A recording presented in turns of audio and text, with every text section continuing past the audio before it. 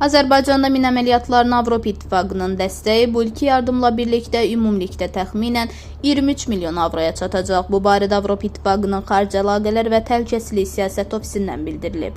Avropa İttifaqının 2024-25-ci illəri üçün minalardan təmizləmə üzrə beynəlxalq mükəmməllik və təlim mərkəzinə səfərbər etmək niyyətində olduğu 10 milyon avro ilə birlikdə Azərbaycanda mina əməliyyatlarına Avropa İttifaqı dəstəyi ümumilikdə təxminən 23 milyon avroya çatacaq, deyə məlumatda qeyd olunub. Bildirilib ki, Avropa İttifaqı Azərbaycanda mina əməliyyatları sahəsində ən böyük beynəlxalq donordur və əhali üçün təbii ehtiyatlara təhlükəsiz çıxışın təmin edilməsinə, həmçinin məcburi köçkünlərin təhlükəsiz, ləyaqətli və könüllü qayıdışı üçün şəraitin yaradılmasına töhfə verir.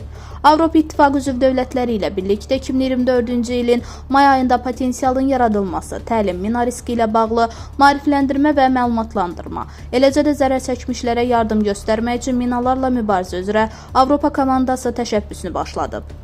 Yardımları həm də bu çərçivədə həyata keçirir.